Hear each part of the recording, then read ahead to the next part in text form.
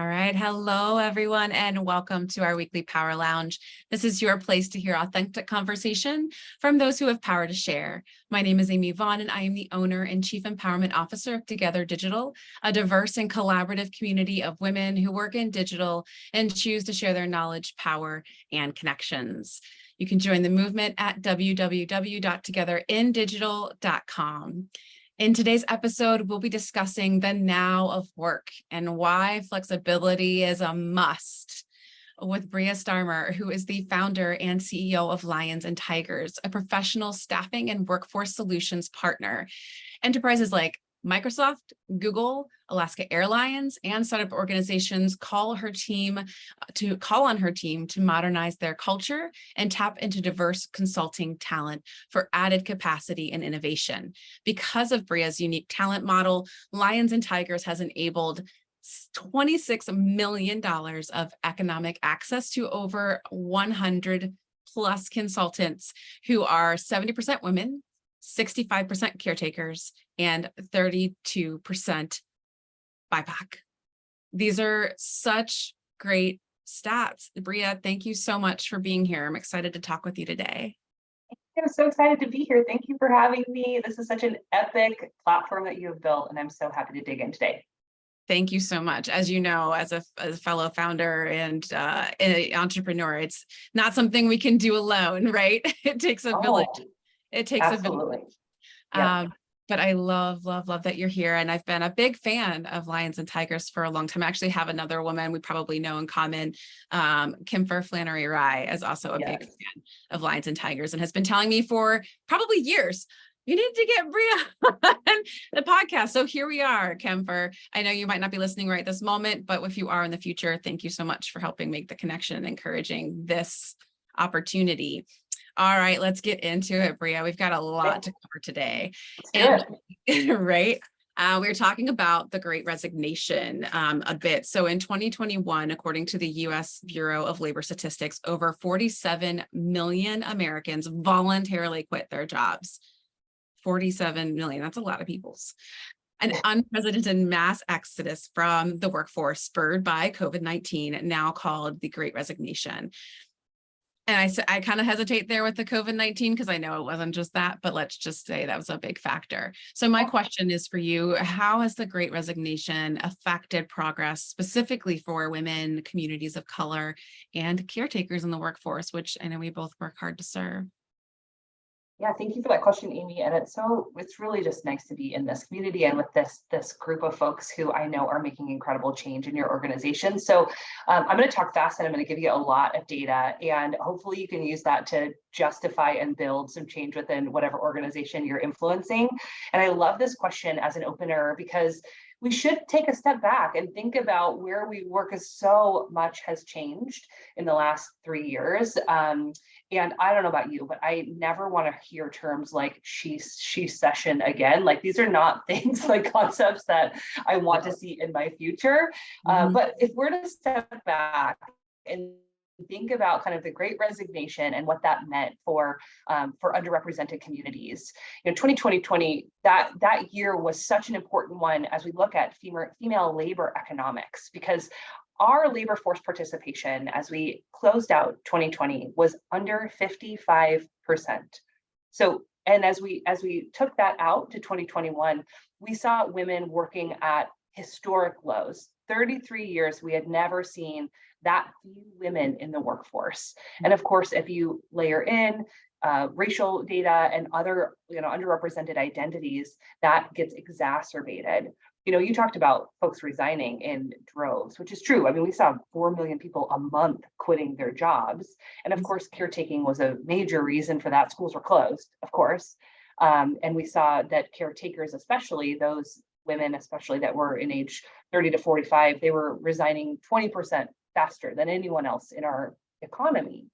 Now, and of course, communities of color were really hit. We lost 200,000 Black and Latina women over the course of the Great Resignation who have not returned to work. Wow. So there was just a real, absolute cliff for our talent ecosystem and our economy.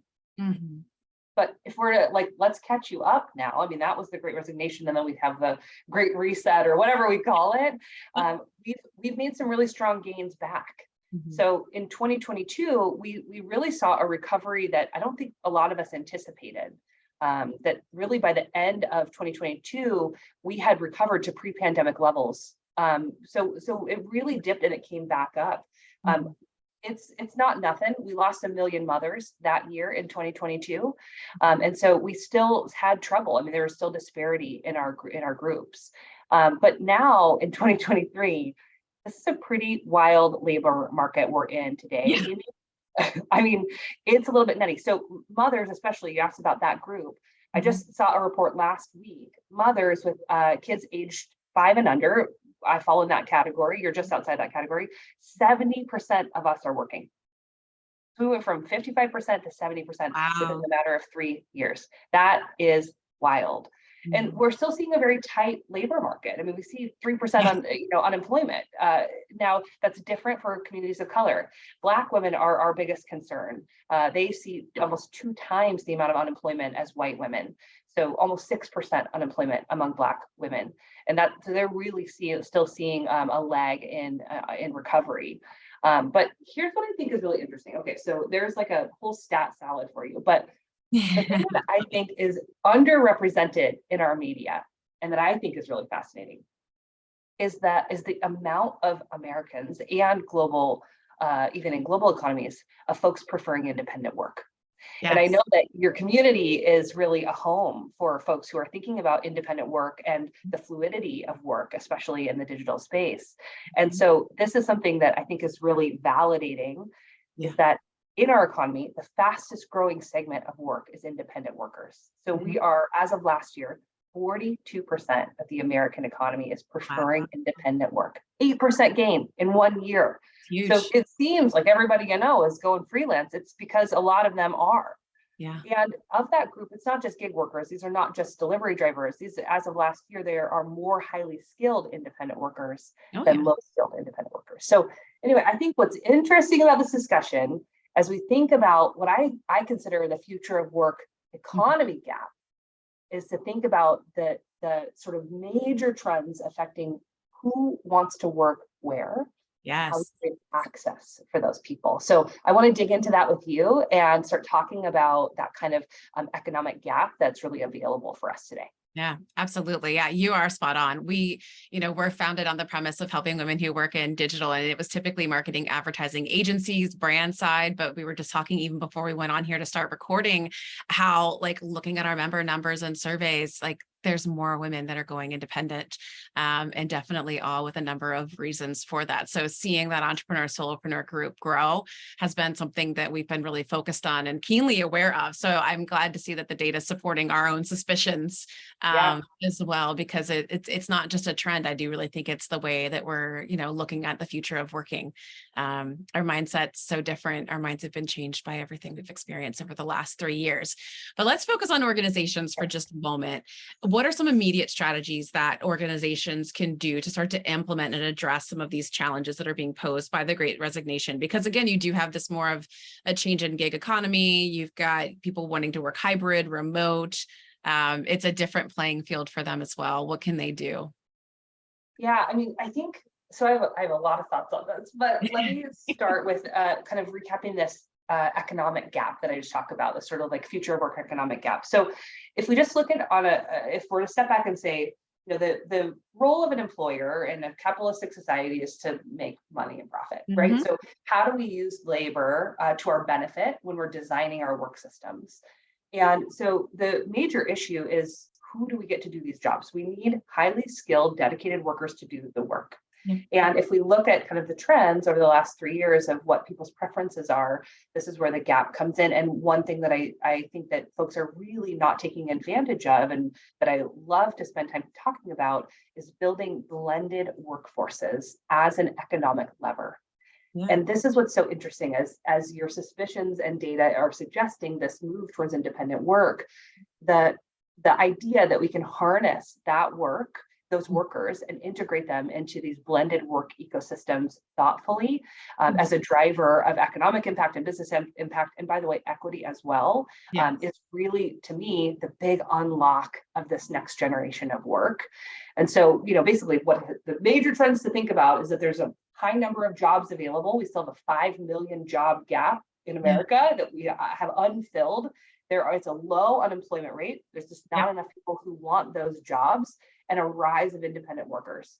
So how are we going to get the work done? It's blended work ecosystems. That's really where this is headed. And so we can get into some of the specifics of that and what that looks like, but that's the headline that I want to share with the community. I like that. About that. Yeah. Blended work communities. That makes a lot of sense. I mean, I worked in agencies for close to 15 years, and, I had plenty of relationships with permalancers, as we would call them, and then you're seeing the rise of like fractional C-suite folks as well. So I do think there are some companies and organizations that are getting that are starting to understand the value and the equity at play when you don't have to have people even in like a culture of fear instead of independence as an employee when the pendulum swings. I mean, that's something I've seen agencies and companies do for a long time. It's like when you are waiting for the dollars to come in, but you need the extra help, you do contract versus permanent. Like there's times when it even behooves the company. So I think taking another look at that and amplifying the benefits of a blended approach to that workforce, I think makes a lot of sense. It's smart. It's a win-win, in my opinion, possibly for everyone. Yeah, it is. And I want to comment too, because I want to step out of context for the folks that work in digital every day. This industry, this work that you all are doing is far more advanced than most of the rest of the ecosystem. Like basically most other industries are behind digital in your adoption of freelancers, of blended workforces. Right. And That's so true. a lot of what I do is like convincing other people to believe you all. So right. It's a great point. I mean, my husband's been in and out of agencies for years, and there's like a really big practice of copywriters and freelancers and designers, and that's just really kind of part of the ethos. But when we think about client side, brand side, it's a very different model for how they consider tapping in this talent. No, exactly. That's a great point. All right. How does flexibility and impact play a role in creating a sustainable workplace and the cultures of belonging in new work? Again, kind of sticking to the side of what organizations are doing and how they can do it. Yeah, it's a great question because, when we're thinking about the now of work, I mean, I think so much of us are thinking about and researching, at least I am, this future of work concept and what that means. But I really am focused on the now of work because this is already happening. We're already seeing organizations that implement, intersectional identity strategies, that think about ESG or environmental, social, societal, and governance approaches, have strong HR policies, outperform those without, right? So you're starting to already see some outpacing and some performance with the organizations that do that. But from a people perspective, the common thread is that people are tired. Yep. Yeah, I mean, I feel very tired all the time, but they're still driven. There are still loyal and committed folks inside of organizations that want to be there. And so really, no matter how you are building from your HR side, how your head of people are thinking about flex policies and HR, cures, the symptoms still sit and lie with the leadership team and the way that they run an organization. Yes. Now, the position that Lions and Tigers takes on the world, kind of the unique view that we have, Amy, is that we have a concept called highest and best use. Now, it's a term that we stole from real estate, but we apply it to people because it makes so much sense to me to think that if you are working in the space that only you can do with the true capacity that you have, and when we do that in alignment with the work ecosystem around you, that we can create more sustainability and more economic access to diverse voices if we truly spread that work out in a more sustainable way. We would avoid burnout, we'd increase innovation, we'd increase profitability, we'd lower attrition. Those are all the benefits of a system like highest and best use being applied from an organizational design perspective. I love it. I love these kinds of systems because I think it really helps do what I think, corporations namely have struggled to do in the past, and that's put people over profits and then be able to see the return on their investment for doing such. So systems like this, we're going to definitely talk a little bit more about the era of sustainability and HBUs, but for the moment, what's the impact of prioritizing people in the corporate setting? And do you have any data to help back that up? To For help sure. convince those corporate folks a little bit more. Yeah, let's break this down a little bit. I told you I was going to help you justify some of this to the folks in power that you need to Yes. believe in this model. So yes, certainly there's tons of data available about, especially from an HR perspective. Mhm. We think about retention as one of the major levers we use thinking about prioritizing people. And of course, companies with a strong track record and emphasis on gender issues especially are 15% more likely to have higher earnings than their peers. So there are many data points supported across many studies that show us time and time again the benefits of having caring workplaces. But I want to talk a little bit, Amy, to the CFOs and the chief innovation officers. So I want to frame this discussion a little bit differently. I want to run a quick cost scenario for you. So, and I'm going to justify my point here really quickly. Yeah. So let's just take an employee. Let's call her Amy. Okay. And Amy, let's just say she makes $100,000 a year just for easy math. Okay. Yep. If Amy quits her job, she's an employee. We wish that she wouldn't quit. She does a great job. It will take us on average 6 months to backfill her through a recruiting cycle. It'll take us, if we're lucky, 3 months to train her up to the same level of productivity. Mhm. And to onboard her. So that's a $75,000 sunk time cost in losing Amy. Mhm. And 9 months worth of progress we would have made on that work. Yeah. Now, if we compare that to a blended work ecosystem where we're starting to think about layering in workers thoughtfully, we take that same Amy $100,000 employee that we love and we want to cherish, and we added 15 hours of support, freelance support, capacity support underneath her. Let's call her a contractor. We'll call her Mhm. Brea. I'm going to bill $100 an hour for her time. That scenario will cost us $58,000 to add Brea to Amy's team. We will have gained 9 months worth of productivity at 1.4 heads, people's productivity. So Yep. we will not only have saved $17,000, but we will have gained almost 2,000 hours of productivity by having those folks in our workforce. And Amy's probably a lot happier. We Yeah. also have business continuity in case she wants to take a vacation, heaven forbid. We Right. have standard operating procedures for us to transfer to somebody else should Brea want to take another contract. And Yeah. then for Brea, there's no expectation that I'm with you full time or long term. Yep. I can manage my own life and schedule in this model. So I Mhm. just wanted to run through a little cost scenario because I think we're often talking to the heads of people, and I want to be talking to the CFO and the Yes. chief procurement officer who are designing our people systems and our cost systems. I love it. That's a great example. I love a good breakdown of numbers and time, because time is also money, right? That's another return on your Absolutely. investment and something worth considering. And Yeah. I appreciate it because especially in the space of digital marketing, advertising, and tech, where women seem to land, and oftentimes we land vague titles, marketing director, but we do everything soup to nuts, beginning to end, with zero support. And so it's like women doing vague titles with basically doing multiple jobs, multiple roles, and then they're like, "Why are they leaving? Why do you need more help or support?" Instead of having teams to support them, they're kind of expected to do it all and be it all. So I I think. think I want to pause on that because you hit on such an important topic. Mhm. The do it all mentality, the Mm. all or nothing mentality Yeah. is what's causing our burnout. It is the system, and it Yes. is not our fault.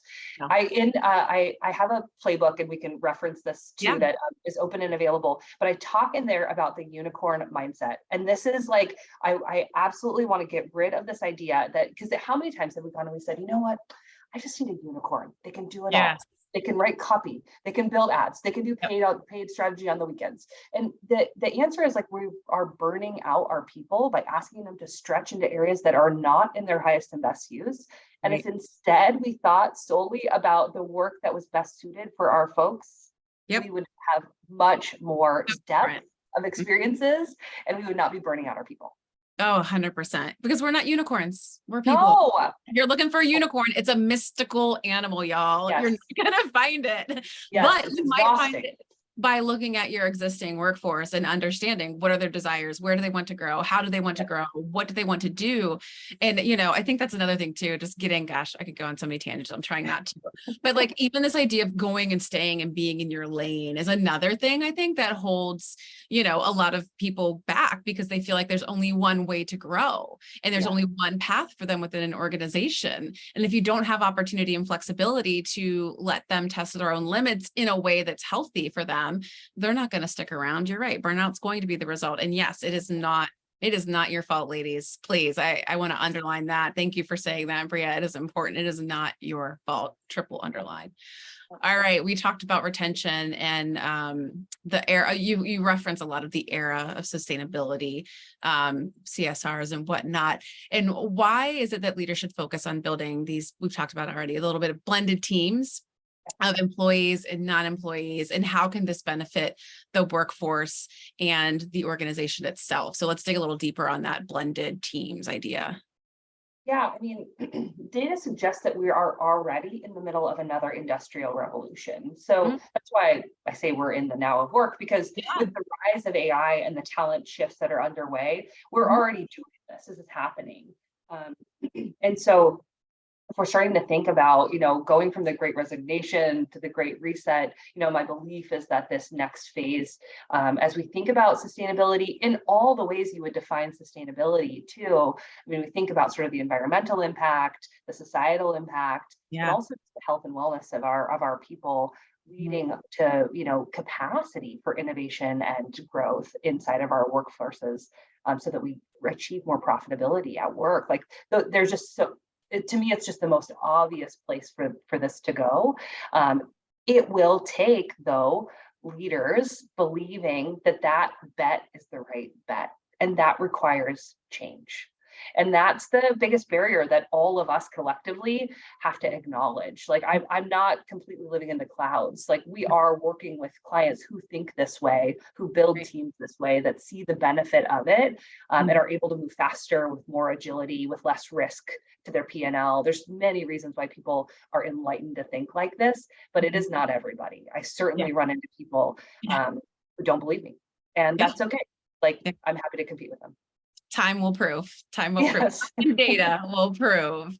I think that's great. Let's dig in a little bit more too, because we are talking about these blended teams and making the most of retention and sustainability. Let's talk more about the HBU, the highest and best use. How would you describe this in the context of today's workforce, and how can leaders identify it and leverage this idea? Yeah, I mean, I think in the past, there's been a lot of like zone of genius, like this is where you think like, okay, to your point earlier, like I'm in my lane.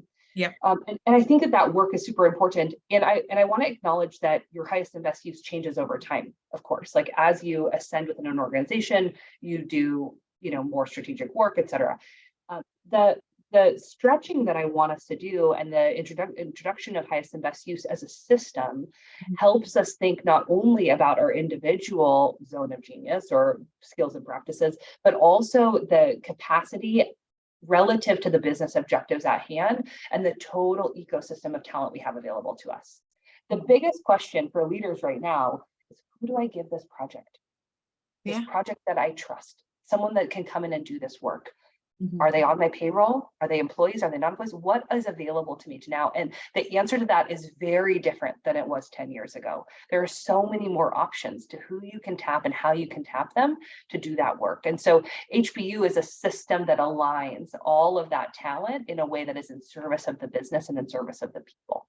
That's great. I love it. That's great framework. And I can imagine it's tremendously valuable and insightful, like all the things that you have to learn. It satisfies the curiosity in me to know, what is it that we have the capabilities to unlock to help the business grow. I don't know why people don't believe you, Brea. It doesn't make any sense to me, but That's just me.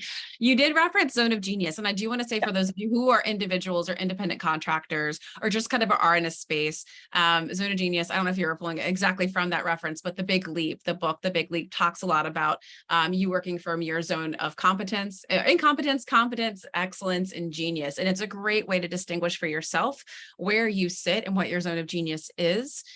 Because I think a lot of us, especially women, find ourselves trapped in our zone of excellence. We get picked for projects because we are a finisher or because we are an organizer or a planner. And it's maybe because that's what we're great at, but it's not our zone of genius. It's not where we find the most passion and purpose. And so we end up doing all of this hard, exhausting work because it's our zone of excellence or zone of competence versus our zone of genius. So I wanted to throw out that book reference because it's not a podcast unless we're referencing a book in an episode, I feel like.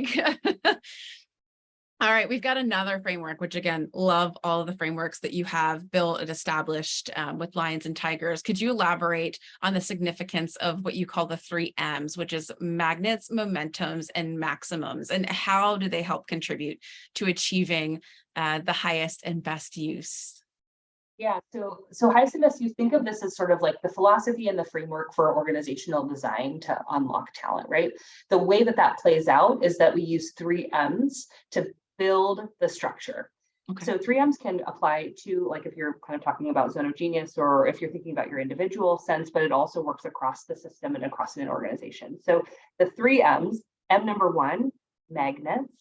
The magnets, these are the things that draw us together. So for an individual, these are our skills and talents, the gifts that you talked about. For an organization, these are the strategies, the product market fit, the things that that bring us money for the work that we do. So that's M number 1. M number 2 is momentum. These are the unseen forces that drive us forward. For an individual, that might be your network, that might be the kinds of things that people bring you into speaking events for example, press you might get. For an organization, a momentum might look like product market fit. They might look like increased like culture scores, for instance. So again, I'm trying to kind of give you the basics of the framework as you apply it to these various scenarios. And the last thing that I think is different than what you're seeing in a lot of other frameworks, the 3rd M is maximums. And this is how we achieve the era of sustainability, is by being truly honest with what our capacity is, what our limits are, Yes. and really talking about those things in a way that is guilt-free. So maximums for an individual, it might be hours, it might be location, it might be return to office. For an organization, your maximums might be the pace at which your team can work without breaking them. So think about 3 M's. And so when we're designing these systems, we use that framework for us to be able to audit and make recommendations of how we do org design aligned to those 3 M's. That's beautiful. I love it because I think what it also does is it breeds some inclusivity, especially with the maximums, by allowing people to create the healthy boundaries that they need in order to operate and provide what they do best. I love it. Love it. Love it. Love it. All right, I've got a few more questions. And then of course, as always, live listening audience, we'll have time at the end for our extra questions for Brea. So if you have a question while we're talking, feel free to drop it in the chat. Otherwise, I'll keep rolling. And then as we get to the end, I'll give you one more chance. So my next question, we talked about the 3 M's. Now, do you have any inspiring examples of corporate community building initiatives that have successfully jump-started the HBU ideation within organizations? Like, what does this look like once it's finally in process? Yeah, well, I'll tell you 2 stories. Okay. One is one that my team worked on, and one is one that I just admire. Okay, so the first one, we were working with a big client at Microsoft. She got a bunch of funding. She wrote a business case, got a bunch of funding. She had 11 team members. They had been working super hard, which is why they got funding to expand. They basically got some investment for scale. But the leader that we were working with was really worried about the attrition of these team members because they had been working so hard and had really gotten her there, and she wanted to sort of honor them. On my team, I have a licensed psychologist, Dr. Renee, on staff. And so she comes in often to an organization that is either burned out or there's something just not quite highly optimized about the org. And we do some assessment. And so we built basically a culture rectification plan or protection plan for this organization as they took on this investment and scaled. And so we did some change management work associated with this group. And then what this boss did that I thought was so smart is that she bought staffing services as a means of employee wellness. So instead of just, giving some additional benefits around like, a gym, she said, I will give every person on this team half head of a project manager to help you as we scale. So my team staffed in 20 people to support the 11, and we all like sort of worked together to build out this whole ecosystem. And what happened was pretty amazing to her scores. So as a manager, she scored some of the top employee health scores within her organization across all of her peers, and she was able to get promotion and more investment in the following year. So it was like a really smart investment strategy that was a culture first build. Oftentimes we see management consulting firms or agencies come in and just like roughshod the way that we do org change, but she took a really different approach to it. And so that was a really inspiring way to think about this kind of change management work. The other thing another story that I'll tell you that I just am like really obsessed with is at a Procter & Gamble, really thoughtful organization. Unilever especially has done a lot of really talent-centric work, but they have been piloting for the last 5 years with a platform, a SaaS platform called Gloat. And what they've done is that they realized that a lot of their more senior talent wanted to retire and they didn't want to lose that talent. There's also, of course, caretakers that wanted a little bit less capacity at work.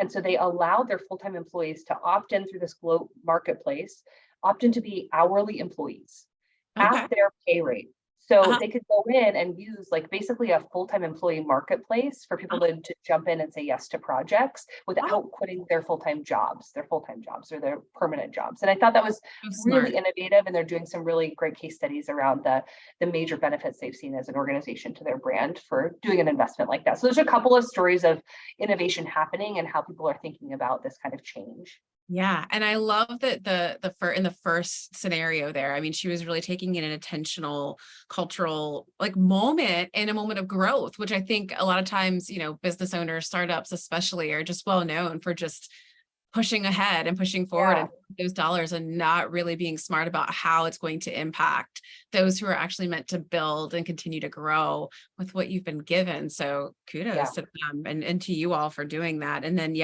I think that's, P&G, they strive hard for innovation. And I love that they're striving for innovation, even from an internal standpoint. I mean, that's the only way you're going to get it out of people is if you provide that space for flexibility and opportunity.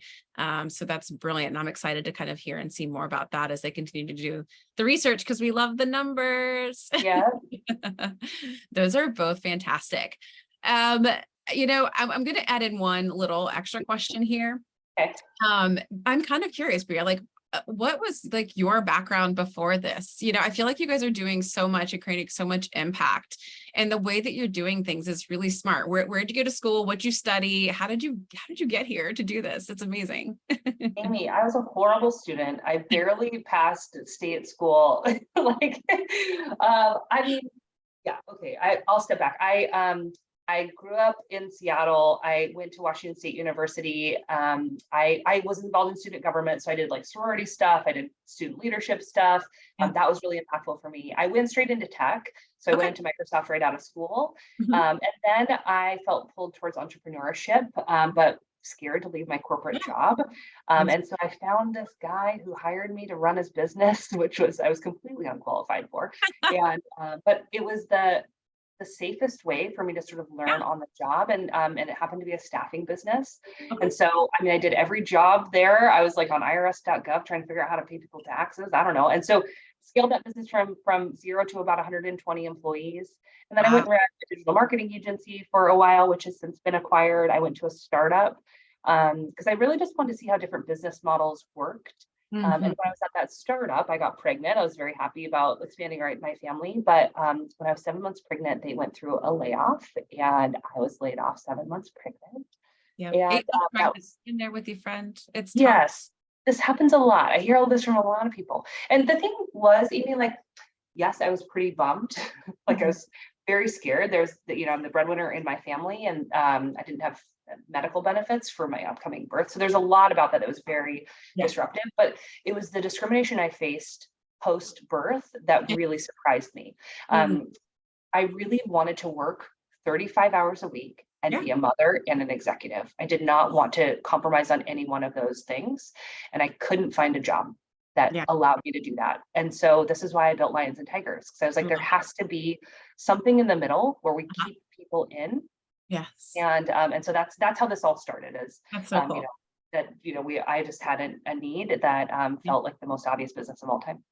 That's yeah, that makes all the sense of the world. Thank you so much for that. I'll get back on Yeah. track here. Yeah. Actually, Yeah. No problem. to come in from our one of our live listening audience. So I'll ask that. Thank you, Allison. She's wanting to know during an interview, what questions can you ask to ensure the business that you're interviewing with believes in this way of organizing as a company? Oh my goodness, that is a great question. And please Mhm. be interviewing them along Yes, the way. I think so many goes of both us ways. yeah, that's definitely a mindset shift. I would ask, a lot about the organization. I mean, the organization values are usually published. So I would, what a lot of interviewers do is they tend to ask you questions in alignment with their company values. So for us, one of our values is courage. And so we tend to ask interview questions in that way. I would take their values and ask them back to them.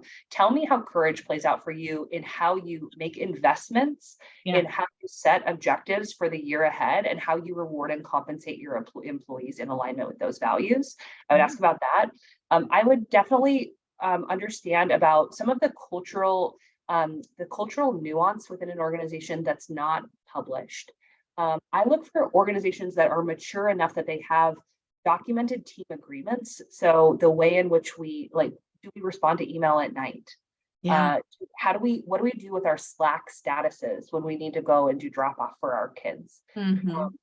I use this when I'm interviewing clients too. Hmm. I'm really careful of who we say yes to from a client perspective. But I was interviewing a set of clients who brought us in because they were worried about their gender equity of their team. And when we were meeting and kind of scoping the work between our organizations, one of the men, there's 5 folks on the other side, and one of the dudes said, "Oh, I need to run to go get my kids at the bus stop. It's 3 o'clock." And everyone just kept going. And I stopped the call and I said, "Hey, I just want to call out for a moment that you all are accommodating a caretaker who needs to step out and go to the bus, and it didn't even stop your progress as an organization. And we should be talking more about that and the Yeah. cultural strength of this organization." So I'm looking for symptoms and signs like that, so that I Yeah. can really pick up on the stuff that they're not telling you. Hmm. So anyway, those are a few things that Love I it. look for when scoping or interviewing on this side. Those are some great questions. And I will tell you, if you are in the interviewing process right now, ask questions. If you're not showing up to an interview having done some research and asking questions, I can promise you're not going to be considered. Like, I think people that show up ready, that are curious, that are ready to ask the questions are the ones that pique the interest of the interviewers. Yeah. So great question, Allison. I appreciate it. And keep them coming if you guys have more. Back on the topic of you, Brea, as the Yeah. founder, CEO of Lions and Tigers, what strategies have enabled you to provide economic access to diverse consulting talent and foster inclusivity in the workplace? Kind of, again, bridging off of my tell us your backstory. Yeah. This is such a good question, Amy. And you brought up the reason that we're connected in the first place is Kimfer.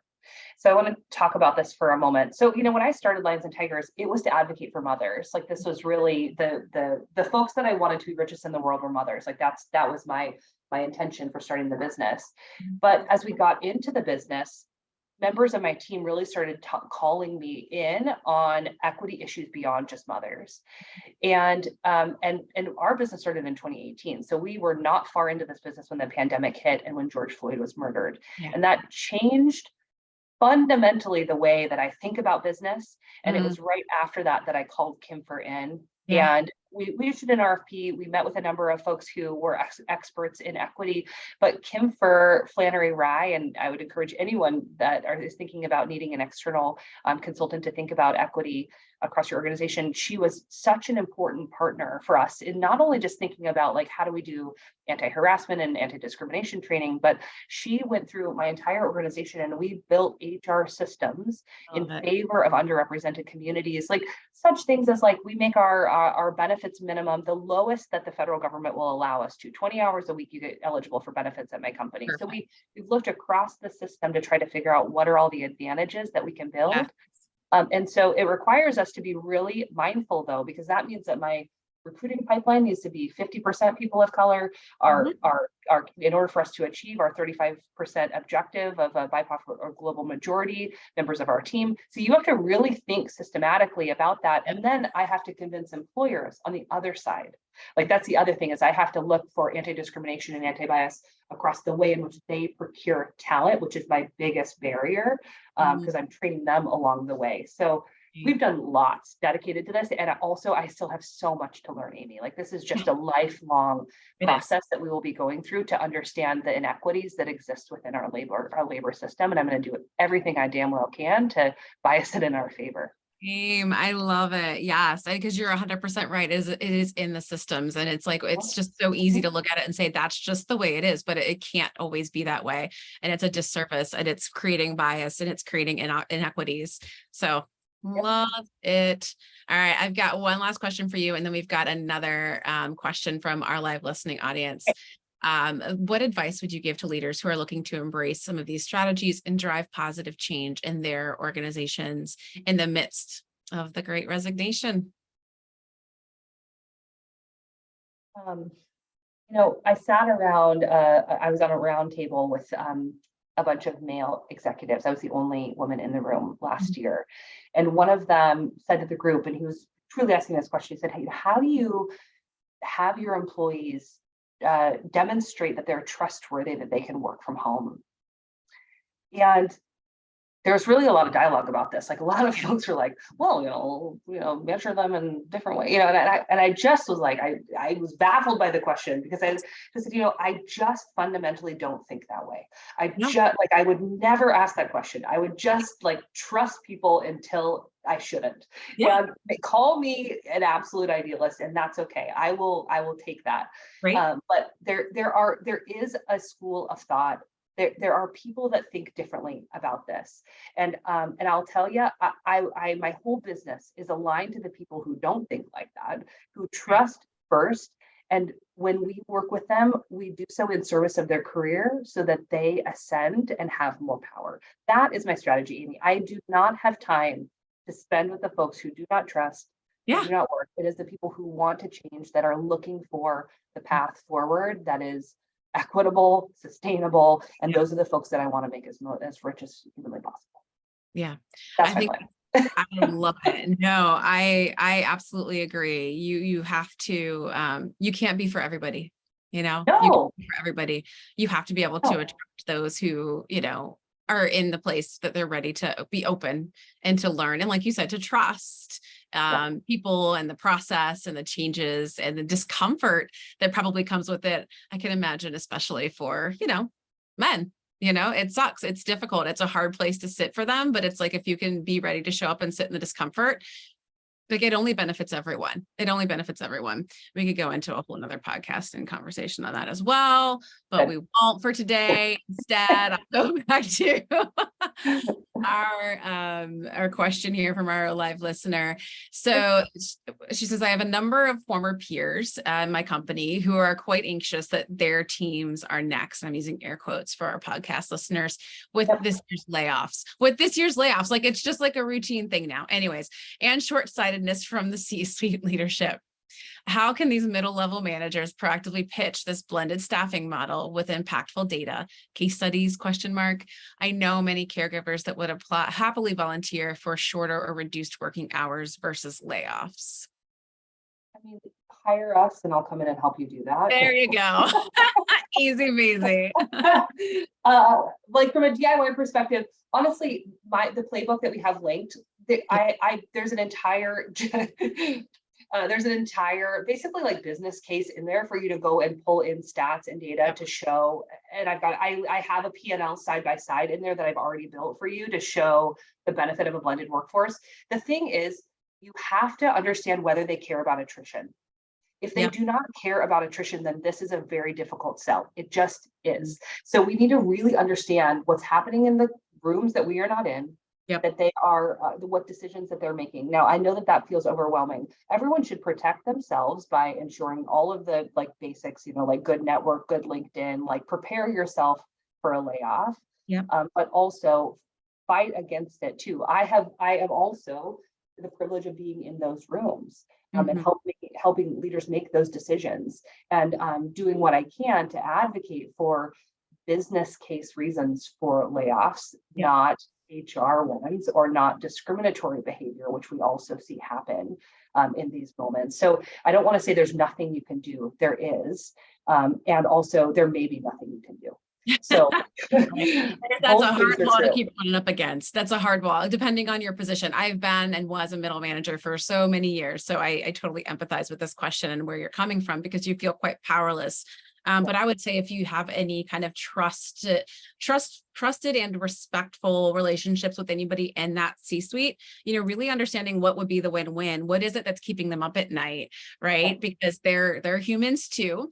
And there are things that they're beholden to and responsibilities they're accountable for. And unless you're speaking into those needs in a way that makes it look like, oh, you're helping me, it could still be for the greater good. But what you're doing is you're addressing it in a way that addresses the things that's keeping them up at night. So if you can ask them and have them understand what that is, and it happens to be attrition, great. Let me tell you about this whole Lions and Tigers things that talks about a blended workforce and all the great benefits.